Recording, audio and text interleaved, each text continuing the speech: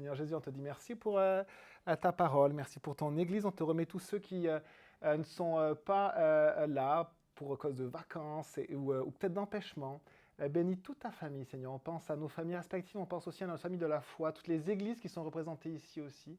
On te remet vraiment nos églises, qui est ton Église, Seigneur, que tu puisses la bénir, l'accompagner, la nourrir, vraiment la fortifier aussi pour chaque défi qui est devant elle. Que ton nom soit béni et on te remet ta parole pour les enfants. Remplis Floride de ton Saint-Esprit.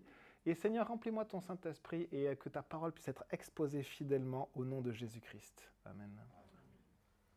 Exode 16, nous sommes à la deuxième partie d'Exode 16, verset 22. Le Seigneur avait envoyé la manne, et on va voir la manne, qui veut dire juste, mais qu'est-ce que c'est? C'est juste ça, c'est vraiment le mot qu'est-ce que c'est en hébreu, c'est manna. Mais qu'est-ce que c'est que ce truc? Et du coup, on a donné le nom de qu'est-ce que c'est que ce truc à ça, c'est-à-dire ces petits grains, le matin, qui ont retrouvé comme une rosée partout et qui suffisaient à nourrir un peuple de 600 000 hommes, donc on peut penser 2 à 3 millions de personnes. Est-ce que Dieu est assez puissant pour le faire? Demandez-vous. Moi, je crois que oui. On a dans Exode 16, verset 22, la suite. Le 6e jour, ils ramassèrent une double quantité de nourriture, 4 litres pour chacun. Tous les chefs de l'assemblée vinrent le rapporter à Moïse, et celui-ci leur dit « C'est ce que l'Éternel a ordonné. Demain est le jour du repos, le sabbat consacré à l'Éternel. Faites cuire ce que vous avez à faire cuire, faites bouillir ce que vous avez à faire bouillir, et mettez en réserve jusqu'au matin tout ce qui restera. » Ils le laissèrent jusqu'au matin, comme Moïse l'avait ordonné, et cela ne devint pas infect, et il ne s'y mit pas de verre. Et Moïse dit, verset 25, « Mangez-le aujourd'hui, car c'est le jour du sabbat, en l'honneur de l'Éternel.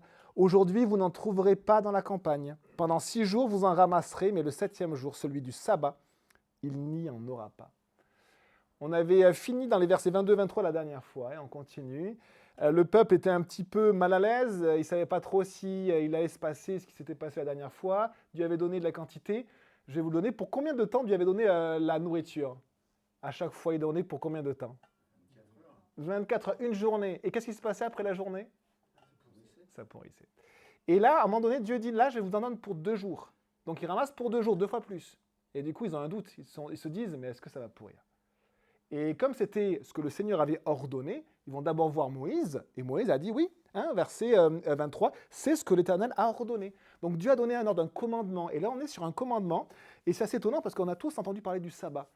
Mais peu de personnes ici savent à quel moment Dieu a instauré le sabbat. Il a instauré le sabbat à ce moment-là. Pas avant, pas après, il a instauré à ce moment-là, première recommandation, première découverte du sabbat. Eh bien, le sabbat, d'après vous, ça veut dire quoi?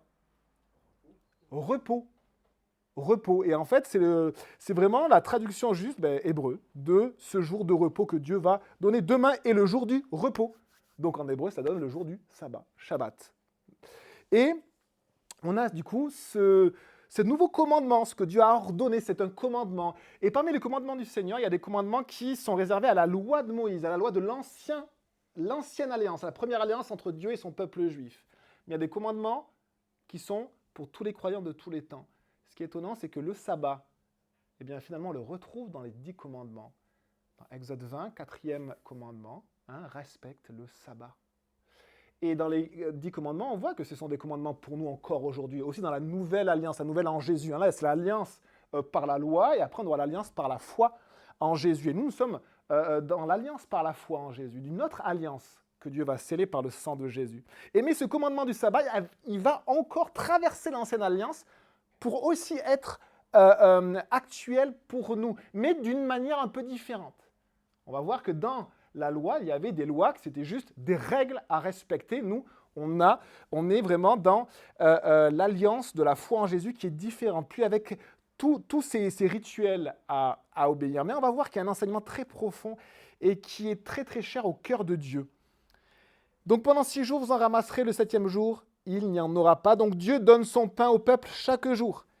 Et cette manne qui descend du ciel, chaque matin, elle se pose, comme la rosée, on l'a dit. Et le 6e jour, Dieu donne une double ration. Donc, quelque chose que Dieu va donner en plus, donc, ici, on va voir que Dieu donne à la fois son pain chaque jour et il va donner quelque chose de plus, il va donner le sabbat. On va le voir par la suite, c'est aussi un don de Dieu, ce que Dieu donne. Et ce que Dieu donne est important. Et ce que Dieu donne est bon pour l'homme, est bon pour l'être humain. Donc voici le jour du repos. Et on voit également, au verset 23, voici ce qu'il est dit. Il est dit, c'est ce que l'Éternel a ordonné, donc c'est un commandement du Seigneur. Demain est le jour du repos, le sabbat, consacré à l'Éternel. Et voici comment il est appelé. Le sabbat consacré à l'Éternel. Donc c'est un jour de repos, mais qui n'est pas un repos. Peut-être que nous, on définirait avec notre définition. Quand je dis repos, souvent c'est moi, je fais ce que je veux, je fais une grasse mat de malade et je fais rien ou voilà, je fais vraiment, je me lève, je suis devant mon écran toute la journée. Je ne sais pas quel est votre repos à vous. Mais là, c'est un repos particulier parce que oui, il y a cette notion de repos, il y a une notion de se reposer, mais il y a ce terme et cette qualificatif, c'est un repos qui est consacré à Dieu, consacré à l'Éternel. Donc on se repose, mais c'est un repos qu'on apporte à Dieu, un repos pour Dieu, un repos de Dieu. C'est le sabbat de Dieu. Et ce sabbat-là, on réalise que il va avoir lieu une fois par semaine. 6 jours, je travaille, et une journée, il y a un repos avec Dieu. 6 jours, je travaille, et il y a une journée où c'est encore un repos avec Dieu. Et ainsi de suite, chaque semaine, voici un rythme de travail que Dieu donne. Il y a un équilibre que Dieu donne à son peuple. Ça va être très intéressant, on l'étudiera aussi. Le rythme dans le monde du travail est très différent aujourd'hui. C'est un monde qui épuise, qui amène jusqu'au burn-out. C'est un monde aussi qui réfléchit complètement différemment. Travail, et quand tu es bien épuisé à la fin de l'année, prends des méga vacances. Et puis après, travail, et puis quand tu es bien épuisé et que tu n'as plus rien, prends des vacances. Ça, c'est un système qui nous use, qui nous abîme. Mais le système de Dieu ne nous abîme pas. C'est un système, même un mode de vie, un monde du travail complètement différent. 6 jours de travail, une journée de repos est particulière. Parce que vous savez, des fois, on peut se reposer, mais on ne se repose pas vraiment. Si vous passez votre journée devant les écrans, en fait, on est content parce que on fait autre chose, mais est-ce que ça nous repose vraiment? Des fois, on est fatigué à la fin de la journée parce qu'on s'est mis trop de choses dans la tête. Et bien là, c'est un repos. On va voir comment le Seigneur, en fait, enseigne à son peuple de se reposer pour sa vie, pour chaque semaine, et on va voir aussi pour sa famille. Donc, sabbat, Shabbat, c'est vraiment un repos, on cesse les activités. Qu'est-ce que ça veut dire? Eh bien, 6 jours, le peuple va travailler pour sa subsistance, pour ses activités, il a des troupeaux également, pour ses biens également. On travaille tous aussi, nous, pour nos biens, pour nous en occuper. Je ne sais pas si vous avez un jardin, si vous avez des possessions, si vous avez une maison, 2 maisons, 3 maisons, 2 voitures, 6 voitures, je ne sais pas. On travaille pour nos biens. Et le 7e jour, on stoppe toutes ces activités. On ne travaille plus pour ses biens, on ne travaille plus pour la nourriture, et on va du coup rentrer dans ce repos. Et ce qui est intéressant, c'est de réaliser que Dieu donne tout ce dont on a besoin pour ce repos. Donc il n'y a pas à s'inquiéter, il n'y a pas à dire non, je ne peux pas. Je ne peux pas prendre ce temps-là parce que je suis trop pauvre. Je ne peux pas prendre ce temps-là parce que j'ai des engagements. Je ne peux pas parce que j'ai trop de projets. Tout ça n'est même pas en raisonnement dans la parole de Dieu. Dieu a donné ce qu'il fallait pour le repos. Et donc, il y a aussi une dimension de foi. Le croyant, il va avoir cette foi-là de dire, Dieu a donné ce qu'il faut pour le repos. Donc, je vais en fait avancer par la foi et prendre ce repos parce que c'est Dieu qui le donne et il donne tout ce qu'il faut pour ce repos-là. Et je ne vais pas perdre quelque chose. C'est comme quand on prend du temps dans la prière, on va dire, on va perdre du temps. Ah non, on perd du temps quand on regarde des films. Mais quand on prie, on ne perd pas du temps. Vous savez, quand on prend du temps pour quelque chose qui est un peu difficile, on a l'impression qu'on perd du temps parce qu'on aimerait faire autre chose. Et là, ce repos, ce n'est pas une perte de temps. C'est un gain de temps. C'est quelque chose qui va permettre au peuple de se renouveler, de se fortifier à nouveau et de repartir dans la semaine. Et c'est un autre rythme, c'est un rythme équilibré, c'est le rythme de Dieu. Et donc, si c'est le rythme de Dieu, peut-être que c'est un bon rythme. Et donc, ce sabbat, c'est très intéressant parce que il y a au moins 2 choses qui sont très très différentes entre le peuple de Dieu et tous les autres peuples du monde. C'est la circoncision. On marque son corps à tout jamais pour dire qu'on appartient à Dieu. Et c'est ce sabbat-là aussi. Ce sabbat-là, c'est quelque chose qui marque ce peuple et montre qu'il est différent de tous les autres peuples. C'est un peuple qui dit aujourd'hui, on se repose, mais on se repose avec Dieu. On se repose pour Dieu. On se repose en Dieu. C'est tout à fait étonnant. Les autres peuples n'ont pas ça. Et on a vraiment un marqueur, à chaque fois Dieu, En fait, il montre à ce peuple, hein, il vient de le sortir d'Égypte, ce peuple. C'est un peuple qui est tout nouveau, c'est un peuple qui ne réalise pas trop des fois ce qu'il vit. Il est dans le désert, il râle tout le temps, il dit on a faim, on a soif, c'est dur, c'est dur, c'est dur. Il oublie qu'il était esclave. Et Dieu, qu'est-ce qu'il en fait? Il en fait un nouveau peuple, le peuple de Dieu. Et ce n'est pas juste un peuple de plus parmi les autres. Ce n'est pas juste qu'on a les Hittites, on a tous les peuples que vous connaissez, les Cananéens, on a les Égyptiens, etc. Et on a les Hébreux. Un peuple de plus parmi les autres, les descendants d'Abraham. Non, ce n'est pas un peuple de plus, c'est un peuple à part. C'est un peuple qui est différent de tous les autres. Et à chaque fois, le Seigneur va enseigner son peuple pour lui dire, vous êtes un peuple à part. Et le sabbat est absolument central dans la vie de ce nouveau peuple. Ça change sa nature. Ça va être inscrit dans les 10 commandements et c'est un marqueur que ce peuple est différent de tous les autres peuples. Il est un peuple à part. Verset 27 de Exode 16, on lit la suite. Verset 27, le 7e jour. Quelques membres du peuple sortirent pour en ramasser, mais ils n'en trouvèrent pas. Alors l'Éternel dit à Moïse, « Jusqu'à quand refuserez-vous de respecter mes commandements et mes lois ? Considérez que c'est l'Éternel qui vous a donné le sabbat. Voilà pourquoi le 6e jour, il vous donne de la nourriture pour 2 jours. Que chacun reste sous sa tente. » Là, les ados, vous allez être contents. C'est une journée où vos parents vous disent « Allez, reste dans ta chambre toute la journée, tu fais ce que tu veux. » Et c'est très étonnant parce que c'est ce que Dieu, en fait, il dit « Reste dans ta tente. » Profite de ce repos. Attention, là, ce n'était pas une chambre, c'est la famille entière. C'est-à-dire, prends ce temps en famille.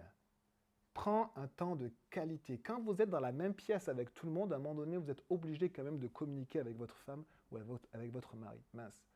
Vous êtes obligé de parler avec vos enfants. On n'est plus dans l'activité. Alors, on va au boulot, il faut faire ça. Et puis le soir, on rentre, il faut préparer pour le lendemain. Et puis le lendemain, on se lève. Et puis on va, métro, boulot, dodo. Et ça s'enchaîne. Non, là, stop. Je suis avec ma femme ou je suis avec mon mari, je suis avec mes enfants. Et je leur parle. Et c'est un temps particulier, un temps de qualité. Étonnant ce que Dieu fait. Il oblige le peuple d'arrêter ses activités et il lui dit, maintenant, ça suffit, reste dans ta tente. Apprends à parler à ta femme un peu, ça va te faire du bien. Et c'est très étonnant de voir ce que Dieu instaure. Et il est obligé des fois d'obliger un peu son peuple. S'il laissait faire, le peuple ne prendrait pas ce repos. Et on va voir, regardez ce qui est très intéressant. Quelques membres du peuple sortirent pour ramasser quand même de la manne. Ça veut dire que Dieu avait bien dit, il avait bien dit, le 6e jour, vous ramassez 2 fois plus, parce que le 7e jour, il n'y en aura pas. Et malgré le fait qu'il ait dit ça clairement, il y a toujours des personnes pour quand même essayer d'aller voir si on ne peut pas en ramasser d'autres, ou pour ne pas prendre ce jour de repos. Ça nous dit quoi de nous-mêmes ? Ça nous dit que naturellement, on a beaucoup de mal à accepter les commandements de Dieu. Naturellement, on est dans une résistance au cadeau de Dieu. Dieu me donne son pain chaque jour, eh bien j'ai du mal à aller manger. J'ai du mal à manger, à prendre mon morceau de pain, je ne sais pas si c'est des Kellogg's que vous prenez ou un morceau de pain, ce que vous voulez, mais ça c'est vos Kellogg's, ou c'est votre morceau de pain de tous les matins. Et après le Seigneur donne un jour de repos, et le peuple résiste, et il a du mal à prendre ce jour de repos. Et on est pareil, c'est très intéressant de voir que notre chair, notre nature humaine, elle est pétrie d'une manière que quand Dieu me parle du ciel, mais ce qui vient du ciel, eh bien, il y a une résistance qui vient de moi. Heureusement, le Seigneur nous dit qu'on peut être rempli du Saint-Esprit. On peut juste briser tout ça, mettre tout ça à la croix, et juste se laisser remplir de ce qui vient du ciel, profiter de ce qui vient du ciel et réaliser que c'est bon pour nous. Mais les amis, pour réaliser que quelque chose est bon pour nous, il faut le goûter. Inutile de dire que c'est le meilleur gâteau que j'ai jamais fait. Si vous ne le goûtez pas, c'est que des paroles. Si vous le goûtez, vous l'ingérez, vous le digérez, vous dites « hey, c'est bon ». Eh bien, le sabbat, c'est bon pour le peuple.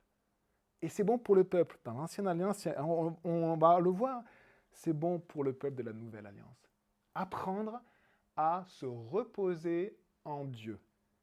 Le repos consacré à l'Éternel, le repos de Dieu qui repose réellement. Alors, on va passer du coup à cette étude intéressante de ce rythme de travail que Dieu propose. C'est très intéressant de voir que moi, ce que je vois autour de moi dans le monde du travail, c'est qu'on est plutôt dans un rythme où soutire aux gens, on prend des gens toute leur énergie jusqu'à ce qu'il n'ait plus rien, et après, quand on sent que c'est un peu fébrile, allez, on donne des vacances.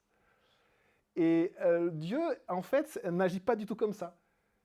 Dieu ne veut pas nous abîmer. Souvent, à la fin d'une carrière, on est abîmé. Combien de personnes vont à la retraite et souvent décèdent dans l'année qui suit? C'est très intéressant de voir ça. Alors, c'est peut-être pour d'autres raisons, un changement de rythme, et ainsi de suite. Mais pour dire en fait que notre rythme de travail, notre manière de vivre, ben, elle n'est pas forcément équilibrée. Et elle nous casse un peu. Et le Seigneur montre un rythme tout à fait équilibré et qui ne veut pas dire travailler moins. Hein. Le rapport, c'est 6 jours de travail, 1 jour de repos. C'est pas travailler moins, mais c'est travailler de manière différente. Et c'est aussi se reposer de manière différente. Et souvent, nous, dans l'image du monde, se reposer, c'est s'éclater hein, et se mettre la tête à l'envers, faire ce que l'on veut, aller au bout de nos limites, prendre tout ce qu'on peut. Et là, la notion de repos dans la parole de Dieu est différente. Se reposer, ce qui vraiment me régénère profondément, c'est me reposer en Dieu. Ça veut dire prendre du temps avec Dieu, rechercher sa présence, aimer sa présence et apprendre aussi à considérer Dieu dans ma vie, à avoir des moments avec lui. Le sabbat, on va le voir ici, on a l'impression que c'est un moment qui est absolument inactif, mais ce n'est pas des gens qui sont assis sur leur chaise toute la journée qui disent rien, c'est le sabbat, surtout ne parle pas. Hein. Non, c'est on ne travaille pas, on fait autre chose. On fait autre chose, une autre activité. C'est plus l'activité pour me nourrir, c'est plus l'activité pour moi, c'est une autre activité. Avec ma famille, ou peut-être faire d'autres choses que je n'ai pas le temps de faire, mais avec Dieu. Avec Dieu, je suis avec Dieu, et on voit que c'est vraiment centré sur la maison, centré sur l'attente, centré sur la famille. Alors, une autre étude du coup qu'on peut faire, c'est justement le sabbat ici, est centré sur des temps de qualité que je passe avec ma famille, que chacun reste sous sa tente, que personne ne sorte de chez lui le 7e jour. Avant, il n'y avait pas une chambre par enfant. Il y avait souvent une grande pièce, peut-être 2, je ne sais pas, dans les tentes. Et donc, ça veut dire qu'on est avec sa famille, on est avec son père, avec sa mère, ou on est avec son mari ou sa femme et avec ses enfants. Et on passe cette journée-là. Eh bien, à un moment donné, on va se rappeler de ce que Dieu a fait. On va prendre un moment de qualité en famille, peut-être qu'ils jouaient ensemble, je ne sais pas. Mais ils étaient ensemble et ils prenaient du temps. Le père, enfin, avait du temps avec ses enfants. La maman avait du temps avec son mari et avec ses enfants. Et les enfants, ils avaient du temps aussi pour poser peut-être leurs questions. Et c'est vraiment joli de voir que le modèle de Dieu est un modèle qui est très différent du modèle que nous, on construit. Hein, et plus on s'éloigne du modèle biblique, plus on fait des gens cassés, des familles cassées et beaucoup de souffrance. Et le Seigneur nous dit des choses très très simples. Il nous dit des choses très simples. Hein. Certaines familles travaillent beaucoup et sont souvent absorbées par leurs activités toute l'année. Et moi, je vois mes collègues, hein, souvent, ils vont se prendre de méga vacances l'été, mais dans l'année, finalement, ils ont peu de relations, ils n'ont pas énormément de relations. C'est vraiment boulot, boulot, boulot. Le gars ou la femme, souvent, part, elle se consacre à son travail, mais par contre, les vacances, alors là, on va mettre l'argent qu'il faut, on va mettre les billets, et là, on va se payer un truc de malade. Et c'est la manière de réfléchir du monde, et c'est une très bonne chose de prendre des super vacances en famille, c'est pas ça. C'est le rythme, c'est la manière de vivre dans notre année. Et on se dit, c'est étonnant. Certains vont quasiment pas parler à leurs enfants de l'année, quasiment pas parler en fait à leur mari ou à leur femme toute l'année, mais ils vont avoir des vacances de rêve. Et le Seigneur nous donne un autre modèle. Il nous donne un autre modèle. Il nous dit que la vie de famille ne se construit pas une fois par an, mais qu'elle se construit chaque jour, avec chaque semaine des moments de qualité. Et ici, on a la vie aussi avec Dieu. Parce que le sabbat, c'est vraiment se reposer en Dieu. Et bien pareil, la vie avec Dieu ne se construit pas une fois par an non plus. Ou quand je peux avoir du temps, mais elle se construit chaque jour et avec chaque semaine des moments de qualité avec lui. Et c'est l'enseignement du sabbat. Hein? Et on connaît ce phénomène qu'on voit des fois dans certaines familles. On vit ensemble, mais finalement, on est éloignés les uns des autres. Et un jour, on se dit, et peut-être que vous avez tous eu des amis qui vous ont fait ces confidences, on se dit, mais qui est cette personne avec qui je partage ma vie? Et les gens, à un moment donné, se séparent. Et c'est pas ce que Dieu veut. Dieu, en fait, il a instauré le mariage, il a instauré la famille. Et on voit que dans ce modèle très très simple, en fait, beaucoup de choses découlent. Apprendre justement à avoir des moments de qualité chaque semaine dans son couple, chaque semaine avec ses enfants, pour qu'on ne puisse pas dire à un moment donné, mais qui est cette personne qui vit avec moi et dans ma chambre depuis des années? Et le Seigneur, il le dit à son peuple, chaque semaine, reste dans ta tente, reste en famille, prends du temps devant moi, en famille, prends du temps de qualité, prends du temps de qualité avec moi. Et ici, on va voir que cette difficulté, ces gens qui résistent, et ce qui est intéressant, les amis, c'est que c'est très compliqué pour nous, je pense, si on est assez honnête, de prendre des moments de repos en Dieu. Je pense que c'est vraiment compliqué si on faisait un petit sondage, si on était vraiment honnête. Allez, on le fait maintenant. Alors. Mais en fait, ça serait vraiment intéressant de voir, tiens, est-ce que j'arrive à prendre du temps de qualité avec Dieu? Alors, on a dans toutes sortes de prétextes, toutes sortes d'excuses. Ou alors on dit simplement, non, moi je suis nul, j'y arrive pas. Moi, ça c'est classé. Hop. Et c'est pas ce que Dieu veut. Dieu, c'est un commandement du Seigneur qui est enseigné même dans le Nouveau Testament. Rentrer dans le repos de Dieu, on va le voir par la suite. Dans Jean 15, Jésus dit, demeurez en moi. C'est quasiment un synonyme de reste dans ta tente. Demeurer en moi, demeurer, c'est un terme qui veut dire habiter. Habiter où? En Jésus. La tente, c'est Jésus. Viens demeurer dans ta tente. Demeurer en moi. Et c'est intéressant de voir que le Seigneur va le rappeler aux disciples.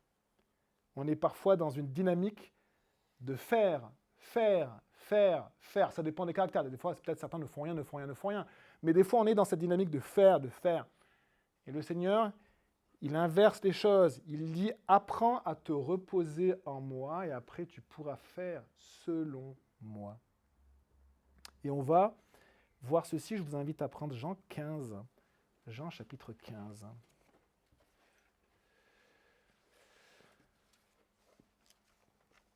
On a le droit de partir en vacances. Je sais qu'on est l'été, certains ont eu de très belles vacances. Nous, on a eu de très belles vacances aussi. Nous aussi, on a le droit de partir en vacances. Mais là, c'est simplement une manière. On comprend que le sabbat, c'est pas une histoire de partir en vacances une fois par an, c'est pas ça. C'est l'idée de comment je vis ma vie chaque semaine. Mes moments de qualité, mes moments de repos. Jean chapitre 15, et regardez verset 4. C'est le Seigneur qui parle, et il dit ceci, « Demeurez en moi, et je demeurerai en vous. » Et donc, il appelle tous les croyants à prendre demeure en lui. La tente dont il est question, c'est Jésus. Aller habiter en Jésus. C'est étonnant, c'est spirituel, c'est étonnant. Mais quand on demeure quelque part, qu'est-ce qu'il faut faire? Il faut aller dans la maison, il faut ouvrir la maison, et il faut aller investir la maison. Et Jésus dit, venez habiter en moi. Et donc, c'est le lieu que le Seigneur pointe.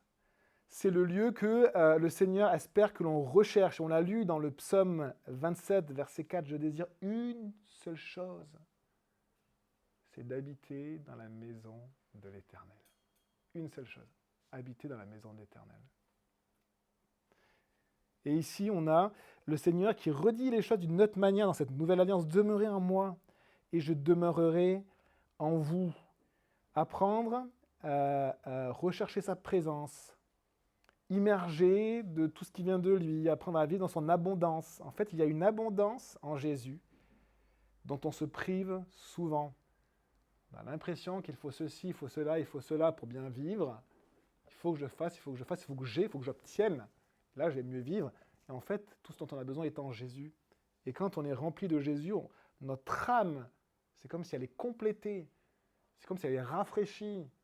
C'est comme si elle est nourrie et elle est bien. Elle dit, mais en fait, voilà, j'ai ce dont j'ai besoin. Et ça, on peut le vivre chaque semaine.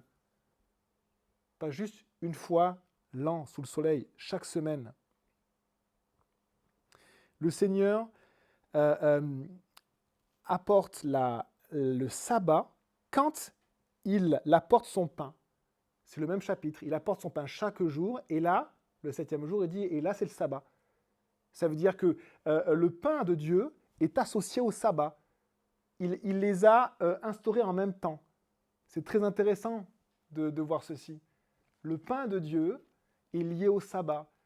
J'ai besoin de me nourrir de la parole de Dieu, du pain de Dieu, pour pouvoir apprendre à vivre ce repos, ce sabbat. Hein? Demeurez en moi et je demeurerai en vous. Recherchez sa parole, sa présence, et on va le voir par la suite, son amour aussi. Il y a 3 demeurés qui sont très beaux, qu'on verra en conclusion de ce message, que le Seigneur dit. 3, habitez à cet endroit-là. Première chose, habitez en moi, en Jésus. Deuxième chose, habitez dans ma parole. Et troisième chose, habitez dans mon amour. Demeurez dans mon amour. C'est très simple. C'est pas un truc théologique incroyable, c'est très simple. Mais on est tellement... on a l'impression qu'on n'y arrive tellement pas. Et pourtant, c'est comme si on a juste besoin d'aller au bon endroit. En fait, ce n'est pas lié à nos efforts, ce n'est pas lié à nos capacités. C'est lié à est-ce que je vais au bon endroit. S'il y a un buffet plein de viande et que je reste à côté, ben, je ne vais pas me nourrir. Ben, si j'y vais, si je mange, eh bien, je suis dans l'abondance de ce buffet-là. Ben, Jésus dit, viens manger. Hein? Venez et goûtez combien l'Éternel est bon. Demeurez en l'Éternel, le sabbat de Dieu. Et donc, vous imaginez quand Dieu instaure ceci, mais c'est très précieux pour son cœur. Et quand il voit des gens qui s'en fichent, ils s'en foutent complètement, ils sont là le 7e jour comme si c'était chaque jour pareil. Allez, on y va, on va chercher la manne. Ben, Dieu, en fait, est triste. Il se dit, mais est-ce que vous comprenez ce que je vous ai donné?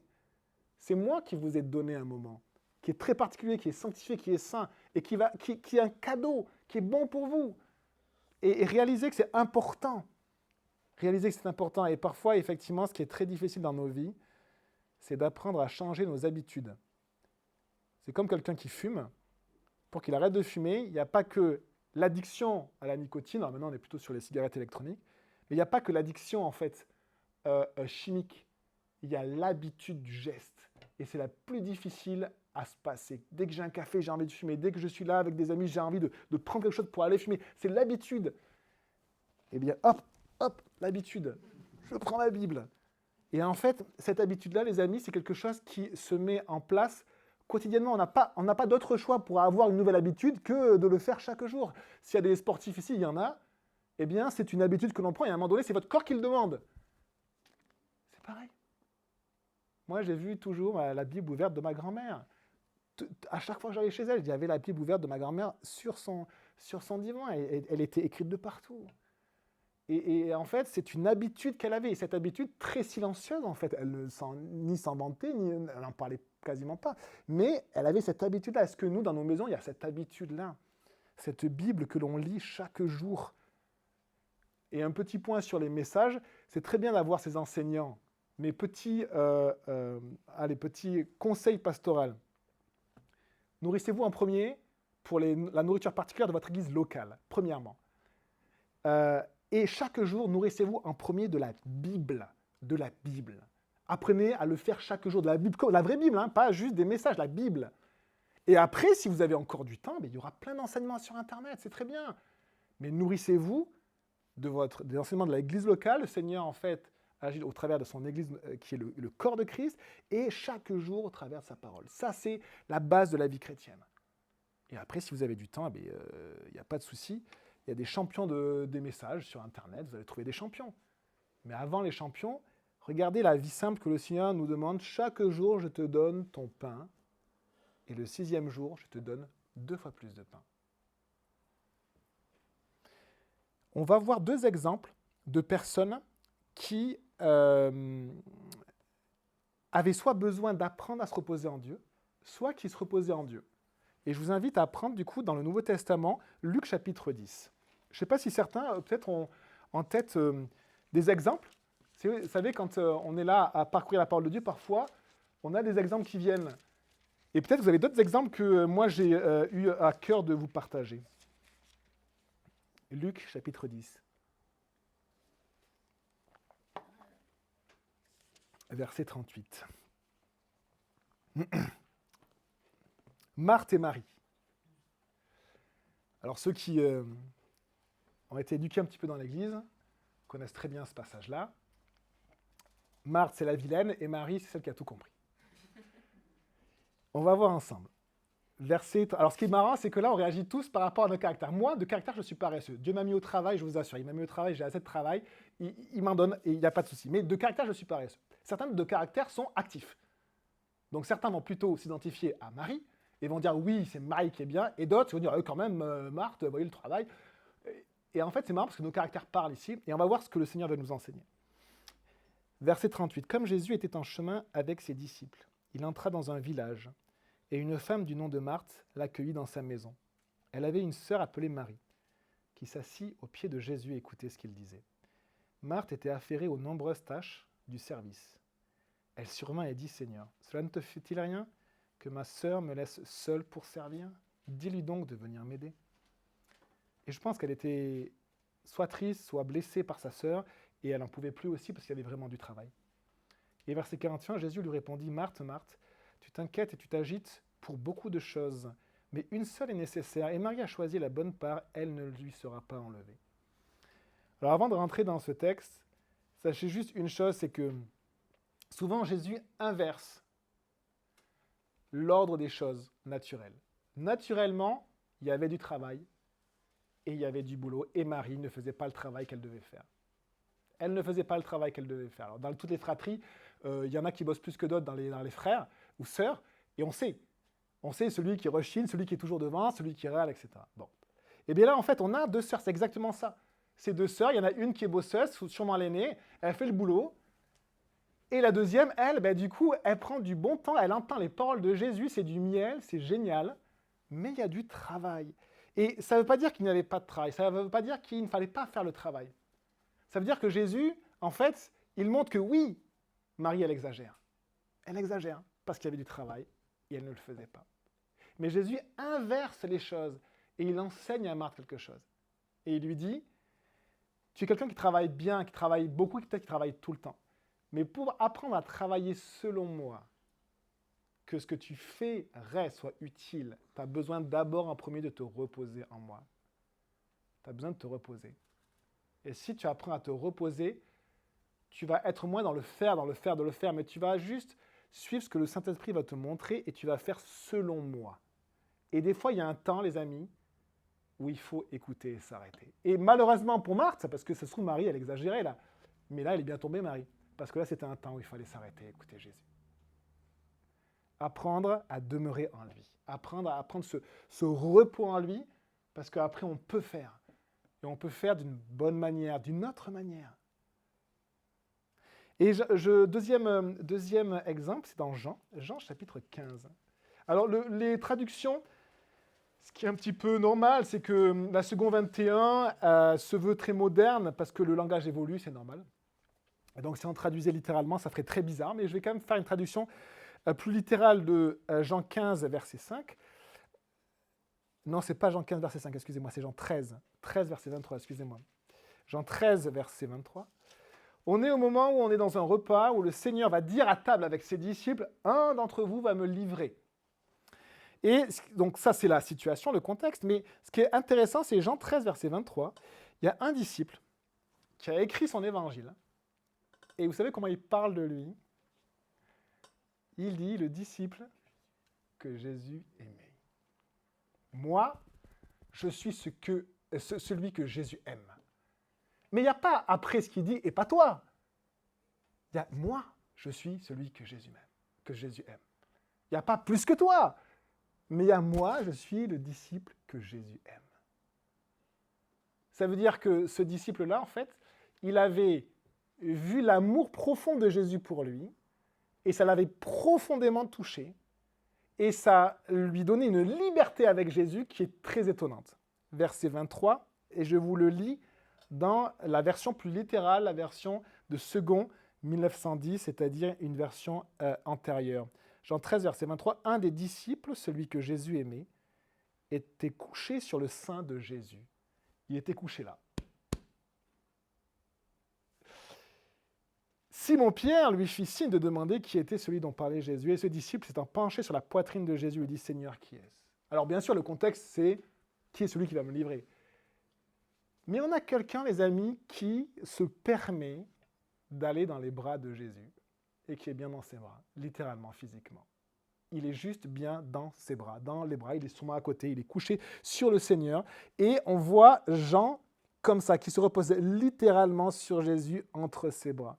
Ça veut dire que Jean avait développé une relation, une confiance avec Jésus tellement proche, une intimité avec lui, qu'il avait la liberté de mettre sa tête vraiment sur Jésus, entre ses bras. Et dans la parole de Dieu, vous avez des personnes qui ont une intimité avec Dieu qui est très surprenante. Vous avez des personnes que Dieu lui-même appelle mon ami. Mon ami. Mais comment on peut être l'ami de Dieu? Mon ami. Est-ce que je vais cacher cette chose-là? Non. Abraham, c'est mon ami. Il faut que je lui dise quand même. On a Enoch aussi, qui ne fit plus parce que Dieu le prie. On a des exemples incroyables de personnes qui avaient développé une relation de proximité avec Dieu qui est tout à fait surprenante et presque qui nous choque. On est un peu gêné du mais qu'est-ce que tu te mettais sur Jésus, toi? Et c'est ce que le Seigneur, en fait, c'est le Seigneur, il nous montre ces choses-là pour nous dire, en fait, dans ta vie, peut-être que tu resteras toujours à 20 mètres de moi. Ou peut-être que tu seras toujours à 10 mètres de moi. Ou peut-être que tu accepteras de me parler. Ou peut-être que tu accepteras d'être dans mes bras. C'est vous qui décidez, les bras de Jésus sont ouverts. Verset 31, on va continuer. La communauté d'Israël, donc on est dans Exode 16, on continue dans Exode 16. La communauté d'Israël donna à cette nourriture, du coup, le nom de manne. Elle ressemblait à de la graine de coriandre, était blanche et avait le goût d'un gâteau au miel. Et donc on voit que ce sabbat est intimement lié à cette manne que Dieu donne, puisque c'est au moment où Dieu donne 2 fois plus que c'est le jour du repos le lendemain. Et verset 32, Moïse dit « Voici ce que l'Éternel a ordonné, qu'une mesure remplie de manne soit conservée pour vos descendants.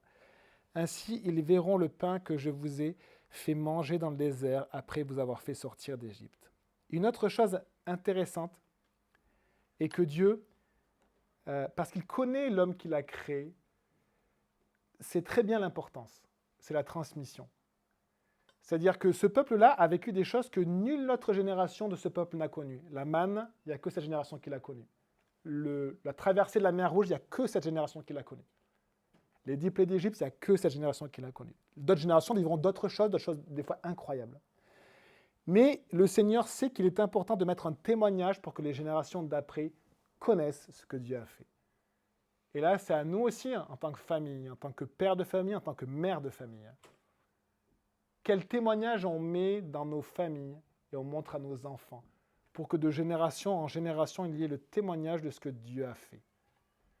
Et ici, c'est très beau parce qu'il n'y a pas encore le tabernacle, il n'y a pas encore l'arche de l'alliance. Le tabernacle, c'est le temple, le premier temple, c'est une tente, le premier temple, là où on allait adorer le Seigneur. Et dans ce temple-là, la partie la plus sainte, c'était un coffre qui était orné d'or avec 2 anges. Et c'était la partie la plus sainte que personne ne pouvait approcher, personne ne pouvait toucher. C'est la partie la plus sainte, c'était vraiment le trône de Dieu, là où la présence de Dieu était. Eh bien, dans ce coffre-là, il n'a pas encore construit, mais le Seigneur demandera de le mettre dans ce coffre-là. Hein, on le voit par la suite. Eh bien, le Seigneur va mettre son témoignage, ce qu'il a fait. Et dans son témoignage, il y aura une partie de la manne qui nous parle du pain de Dieu et aussi de ce sabbat. Et il y aura aussi la verge d'Aaron, c'était un bâton sec que Dieu va faire germer. Et il y aura aussi les tables de la loi. Et c'est très beau parce que c'est une image à chaque fois de Christ. Jésus dit, je suis le pain du ciel, la manne. Jésus dit, c'est moi la parole, la loi, les 10 commandements, la parole de Dieu. Et Jésus dit, je suis la résurrection et la vie. Ce bâton qui germe, tout nous parle de Christ. Et donc, notre prière pour ce matin, pour chacun, c'est que, est-ce que le témoignage de Christ est présent dans ta famille? Est-ce que tu es en train de faire en sorte qu'il soit présent, pas que quand Dieu agit dans ta vie, mais pour toute ta vie et pour que ça soit transmis à la génération d'après? C'est ce que le Seigneur fait pour qu'on n'oublie pas et qu'il y ait ce témoignage. Verset 33 donc, prends un vase, mets 2 litres de manne et dépose-le devant l'Éternel, afin qu'il soit conservé pour vos descendants. Et juste avant le verset 32, je le relis. Donc une mesure remplie de manne soit conservée pour vos descendants. Ainsi, ils verront le pain que je vous ai fait manger dans le désert après vous avoir fait sortir d'Égypte. Ils verront le pain que je vous ai fait manger. Est-ce qu'on voit le pain que Dieu nous fait manger chaque jour dans nos familles? Verset 34, suivant l'ordre donné par l'Éternel à Moïse, Aaron le déposa devant le témoignage afin qu'il soit conservé. Quand on dépose quelque chose devant le Seigneur, ce témoignage, eh bien, c'est quelque chose d'important. Et après, il sera conservé dans ce coffret qu'on appelle l'Arche de l'Alliance. On l'a dans Exode 25, verset 16. « Tu mettras dans cette arche le témoignage que je te donnerai, qui est une image de Christ, le pain du ciel, la résurrection et la vie, et la parole de Dieu. » Verset 35, « Les Israélites mangèrent de la manne pendant 40 ans. » Pendant 40 ans. C'est étonnant de prendre toujours le même livre pour se nourrir. C'est étonnant de prendre toujours le même livre. On est tenté de prendre un autre livre que de se nourrir. Il y a d'autres livres qui sont très intéressants. Mais pour nourrir notre âme, lequel est suffisant? Il n'y en a qu'un seul. Et vous savez, la persévérance, c'est d'accepter de prendre toujours le même. Et de creuser. Et ceux qui lisent leur Bible chaque jour et qui la lisent fidèlement et qui lisent la Bible plusieurs fois, tous les 2, 3, 4, 5 ans, eh bien, ils disent en fait qu'ils découvrent à chaque fois des choses nouvelles. À chaque fois, ils sont fortifiés d'une manière plus approfondie. Ils font des liens, des connexions qu'ils ne voyaient pas. Ils voient cette unité de la parole de Dieu toujours plus. 40 ans, jusqu'à leur arrivée dans un pays habité. Ils mangèrent de la manne jusqu'à leur arrivée aux frontières du pays de Canaan. Et là, effectivement, aux frontières du pays de Canaan, on passe à une autre époque. L'époque de la conquête. Mais là, on est l'époque du désert. On est l'époque du désert pour le peuple. Et la mesure, du coup, il est dit, de 2 litres correspond à 1/10 de la mesure étalon, donc une unité de mesure qui est donnée. Eh bien, pour finir, je vous assure, c'est la fin. Conclusion, on reprend Jean 15, s'il vous plaît, et on va juste lire, du coup, c'est demeurer. En moi, demeurer, c'est 3 phrases où le Seigneur nous appelle à habiter. Jean, chapitre 15.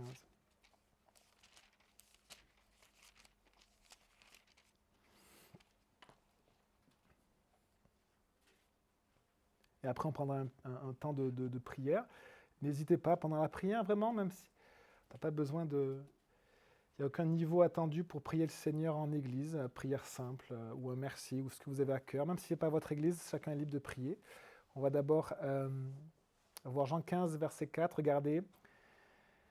« Demeurez en moi, et je demeurerai en vous.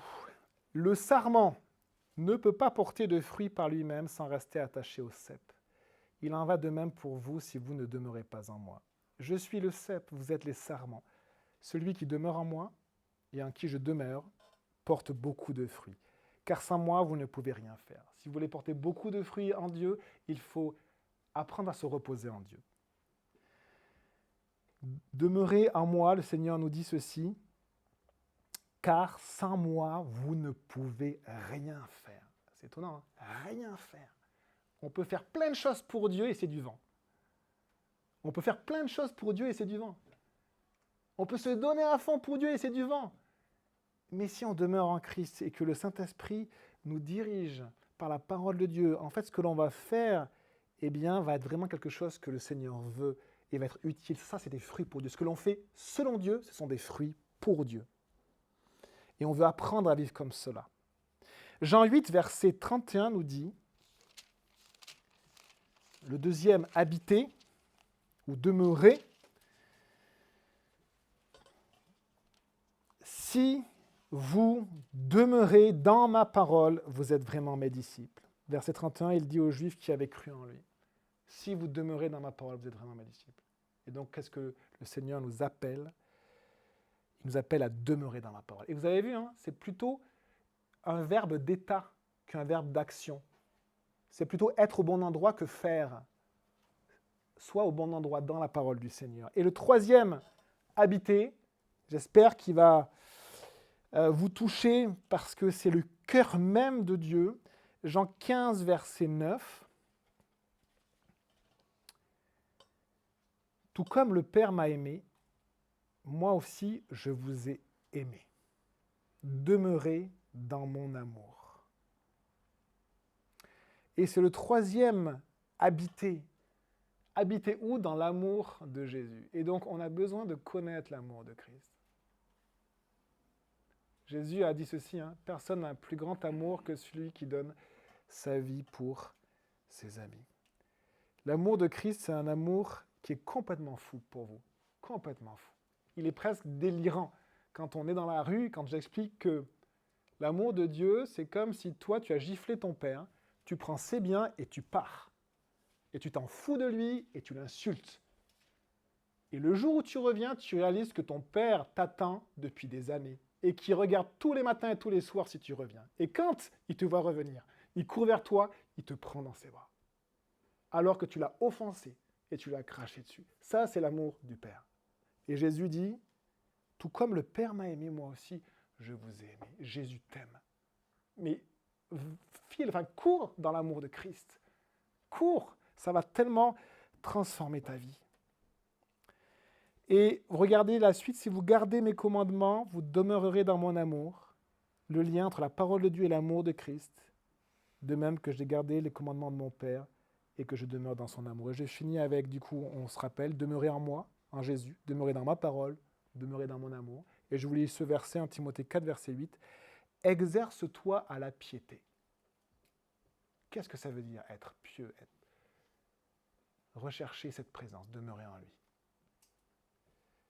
Car l'exercice corporel est utile à peu de choses, tandis que la piété est utile à tout, ayant la promesse de la vie présente et de la vie à venir. On prie, Seigneur, merci pour ta parole, merci pour ton nom, pour la puissance qui vient de toi. Tu es le pain de vie qui nous nourrit chaque jour. Tu es la résurrection et la vie. Tu es la parole de Dieu. Que ton nom soit béni, Seigneur. Et si vous voulez prier après moi, on prend ce temps maintenant, on